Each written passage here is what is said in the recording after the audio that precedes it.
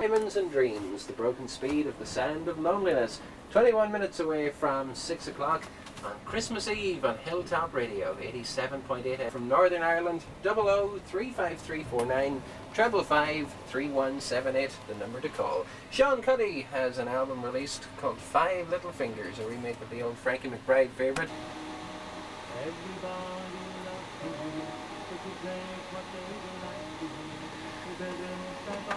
The license for Coleraine is out now, is it? No.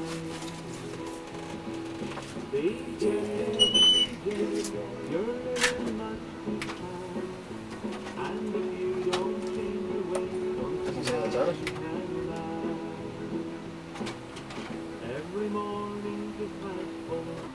What about Sean Brady?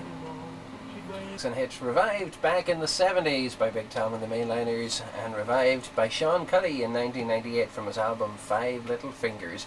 Just goes to prove that the life of a DJ can be a pretty hazardous one at times. Not just the late nights and the early mornings, but TV crews showing up in the studio at the most unexpected moments. Here's Hugo Duncan, and It's Hard to Be Humble, as we all know.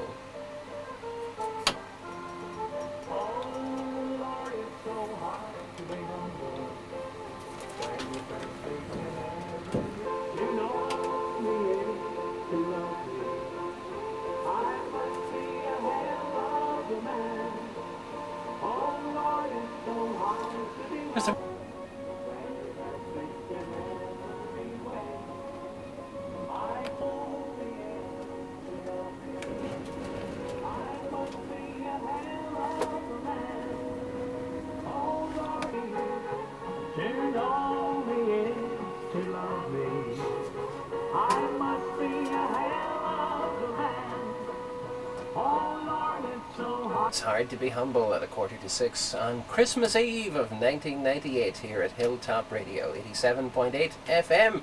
The decorations are up, we're all ready to celebrate Christmas, and we're even told that the management are planning a Christmas Day swim in our exclusive swimming pool just outside the Hilltop Radio headquarters. So that's something planned for tomorrow. It'll be well worth seeing indeed. Let's play another Christmas favourite from Foster and Allen.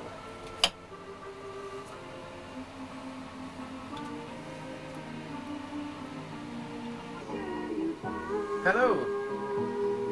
Not so bad. It is indeed. No problem at all, we'll do that. From a listener in Cootehill town. I can indeed, yes.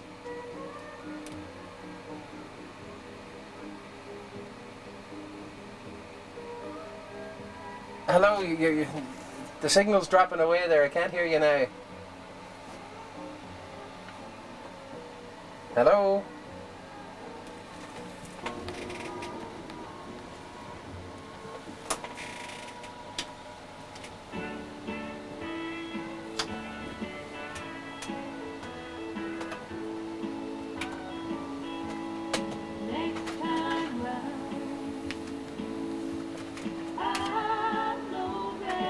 From 7 o'clock or thereabouts.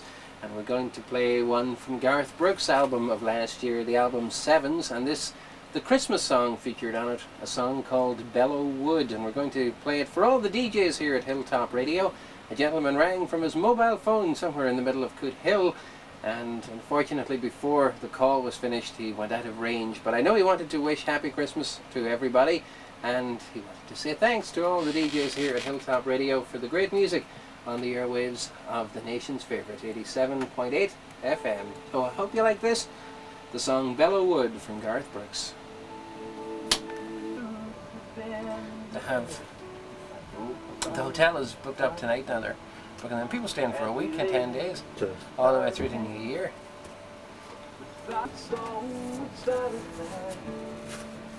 Then I heard my body whisper, say the same, for it was I who chose to start.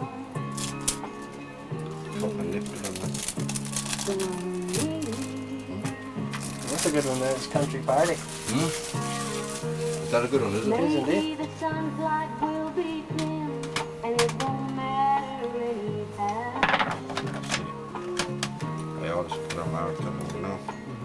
I always know them, you see, you know. You have to do it because it'll work. Hilltop Radio, broadcasting from just outside of Cootehill in the county Cavan on 87.8 FM. I had to turn around and check.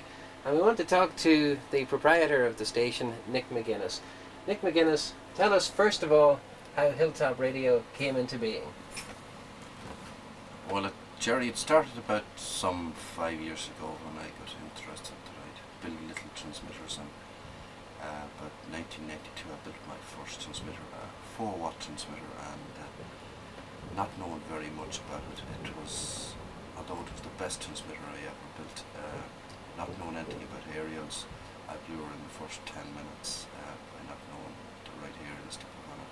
We put on a McFlavin tape to it, and we drove a mile up the road in the car and we were receiving it loud and clear, and suddenly the music stopped, and we went back to thought the tape had ran out, went back and found the transmitter had burned up, and that was the start of it.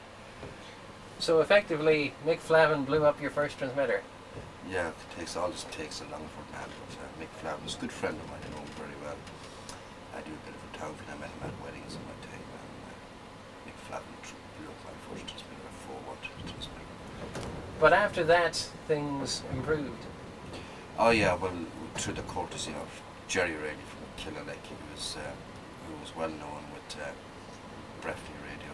I started scratching and scraping, and I'd be phoning Jerry Rayleigh, and Jerry would be telling me wee bits, and he'd have to rehearse them out because I used to run a novel phone bill. I got a wee bit of information all the time from Jerry, and put it together until eventually I eventually got tired of building transmitters, so I eventually bought a transmitter from Jerry. That was some 16, 17 months ago. He charged me a right penny for it now. Wouldn't like to tell you, but it worked anyway. That was the main thing. So with it working, Hilltop Radio hit the airwaves, and it's now pretty much full-time operation. Tell us about the station itself, Nick. Well, this day, 12-month Christmas Eve, it was a fierce stormy day, and I spent the most of my day in the wind and the rain way up on the top of the mountain. Those gale force winds trying to put a receiving aerial and a broadcast area. I spent this region of 4.5, 5 hours at it. I eventually got up and come back down. We were using a link here. We tried this one thing I always wanted to establish, was a link to not to be going to the mountain to make live broadcasts. So that was the first of the links on Christmas Eve, 1997. So it took off from there. Now it's a year later, Nick, and you have the station up and running with a full schedule. Who all's involved, and can you tell us a bit more about what sort of station this is? Well, mostly this started off as a music station caring for country and western, that's Irish and American, and Irish Cayley music and ballads and folk and stuff like that. And the reason why that is because I just had the music from back years when I bought it as a teenager, running around to the Lara Carnivores, the Dome Carn, the Granada in Kingscote, and the Granada in Granard, and God knows where else. But I had quite a lot of music from those years, music that I never had played.